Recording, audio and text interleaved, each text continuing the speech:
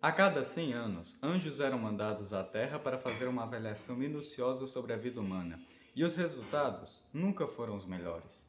As pessoas não viviam mais da mesma forma, estava tudo tão diferente, todos preocupados com o básico, um verdadeiro cenário trágico.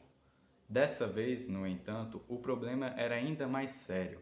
Rafael, um anjo a qual tinha o poder da justiça e poderia julgar qualquer um, estava preocupado com a sociedade humana e a sua decadência.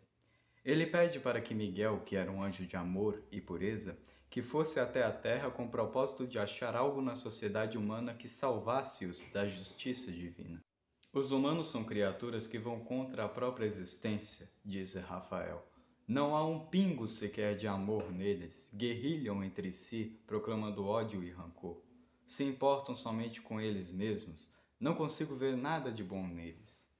Miguel, perplexo com o que Rafael havia dito, desceu à terra no início da semana com a missão de tentar achar algo bom na sociedade. Ficaria ali durante uma semana, tempo que ele julgara ser necessário para cumprir sua missão, pois era otimista. Chegando à Terra, já pôde perceber de início o que Rafael lhe alertara. As pessoas andavam de um lado para o outro, segurando em suas mãos objetos tecnológicos. Outros, com olhar de ódio e malícia, estavam às espreitas, nas sombras, observando cada um que passava como predadores, escolhendo suas presas. Eis que Miguel avistou um jovem que chamou a sua atenção. Era possível perceber uma grande angústia e desgosto por parte do adolescente. Miguel então decidiu segui-lo até o seu destino. O jovem então chegou até a sua casa e entrou rapidamente no seu quarto, trancando a porta e deitando-se pela cama. Miguel sabia que ele estava ali, mas já na sua mente, na lua. O anjo ficou observando o menino por um tempo, tentando entender o que se passava em sua cabeça. Houve uma época em que os humanos podiam ver os anjos, pois seus corações eram puros, mas essa pureza se esvaziou. No anoitecer, chegou à casa do menino os seus pais e sua irmã, que passaram o dia todo fora.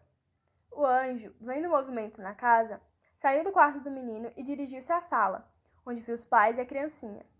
Os pais demonstraram desânimo e cansaço, enquanto a menininha, que se chamava Aurora, estava num sono profundo.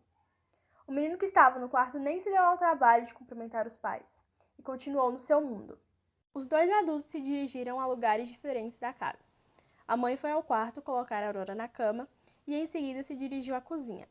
Já o pai entrou para o seu escritório, onde permaneceu por um bom tempo.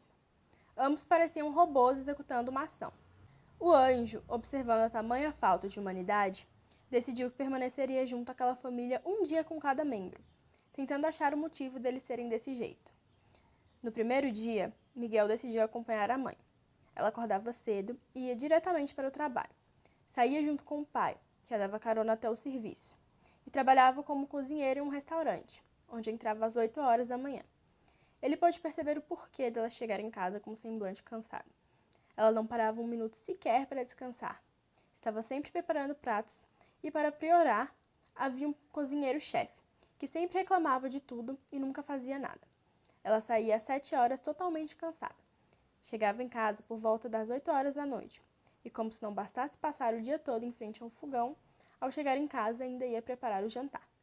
No segundo dia, Miguel acompanhou o pai. Ele acordava mais cedo que todos, por volta de 5 horas da manhã. Tomava um café e ia para o seu escritório em casa, onde a todo momento fazia contas, estatísticas e planilhas imensas. Depois disso, às 7 horas da manhã, dava carona à mãe para o serviço e dirigia-se até o seu. Ele trabalhava em um desses escritórios de economia, ou algo do tipo, cheios de mesa e computadores. Mal se sentava em sua mesa e já havia relatórios e papelada para preencher. Saía no horário de almoço para um pequeno restaurante na frente do escritório, pedia o prato mais barato, pois queria economizar, olhava números e fazia contas com tudo. Fazia hora extra todos os dias que desse, pois sempre queria um dinheirinho extra. Miguel não entendia o comportamento dele, trocar a família e o próprio bem por míseros trocados. Poderia sair às 5 horas, mas preferia fazer hora extra e sair às 7 horas da noite, chegando em casa às 8 horas. No terceiro dia, Miguel decidiu ficar com o menino. Ele acordava às 7 horas e ia para a escola. O nome do menino era Lucas. Tinha vários amigos, todos de má influência. Viviam fumando, praticando vandalismo na escola e na rua. Lucas, na verdade, nunca quis ser esse tipo, mas foi a única forma de ser popular naquela escola. Mesmo com as amizades, Lucas nunca tirou nota ruim. Estudava em tempo integral, saía da escola às 2 para almoçar, ficava a maior parte com os amigos, voltava para casa às 6 e ao chegar ficava no quarto sem fazer nada, até a hora que os pais também chegavam, então ia dormir. Porém, nesse dia o pai de Lucas estava na sala assistindo um jornal que falava somente da crise econômica e política. Ele, então, ficava com raiva, porém não falava nada. Mais tarde, na hora do jantar, o menino sai do quarto pela primeira vez no dia e fica usando o telefone enquanto come, algo que deixa o pai ainda mais bravo, que no mesmo instante grita com Lucas: "Eu já te disse que na hora de comer nada de celular. É o único momento do dia que você sai daquele quarto ao invés de ficar conversando aqui e fica mexendo nesse celular." Lucas logo retruca com ironia, dizendo: "Conversar? O dia que vocês forem tão interessantes quanto o celular, aí sim, nós vamos conversar." O pai então dá um tapa na cara do menino, que no mesmo instante vai para o seu quarto e fecha a porta.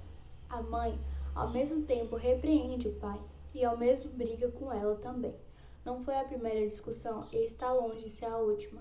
Miguel, vendo isso acontecer, se perguntando se conseguiria cumprir sua missão. Por um instante, passou pela cabeça que não seria de todo mal se a justiça caísse sobre os humanos. Ele pensou em voltar para os céus e deixar que os humanos continuassem com esse pensamento. Porém, decidiu ficar por uma questão de prazo, já que seu último dia na Terra seria amanhã. No seu último dia, Miguel acompanhou a mãe, que resolveu levar a menininha para um piquenique no parque. Miguel ficou debaixo de uma árvore distraído, até escutar alguém chamar seu nome. No mesmo tempo, ele se assustou e rapidamente se escondeu e ficou se perguntando como alguém havia conseguido a ver. Então ouve a Aurora gritar: "Quem é você? Você é o anjo?" Miguel então percebe que era a menina e entende o fato dela poder vê-lo. Como adorável criança, sentou ao seu lado e perguntou o que ela mais gostava de fazer e se ela era feliz. Com sua inocência, Aurora disse: "Amo andar de bicicleta, brincar, comer sorvete e fazer piquenique aqui no parque com o papai e com a mamãe." Miguel então sente algo diferente do que estava acostumado a sentir e se questiona ao pensar na humanidade. Ele percebe que a solução sempre esteve perto de seus olhos. A Aurora bem pequena e com uma aura gigante que fez enxergar as coisas boas novamente, as mais simples. Miguel passou alguns minutos ali com a Aurora e depois se despediu. Tinha que entregar essa mensagem ao Rafael. Chegando aos céus, Miguel encontra Rafael, que estava cada vez mais desanimado com a humanidade. E ao ver Miguel, ele se surpreende e o questiona se havia encontrado a solução. Miguel então diz: "Mesmo em meio ao caos, ainda há coisas boas que aquecem o nosso coração. E muitas vezes acabamos não percebendo isso, quando deixamos os problemas não apenas existirem, mas sim fazerem parte de nós. Tudo vai se tornando ruim.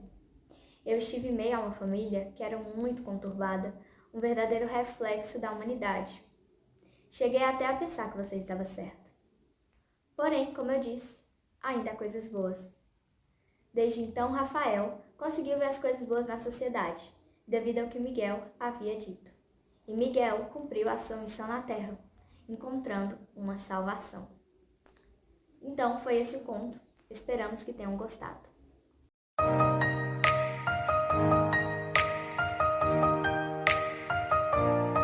Ansiedade, sentimento ruim que prende o coração, deixa tudo sem sentido, oprimido, sentimento de perda. Sem ter perdido nada, agonia no peito, nó na garganta, sentimento impaciente, caçando algo para fazer, para se entreter, tudo em vão, sentado ali no chão, olhando para o nada, com a cabeça cheia.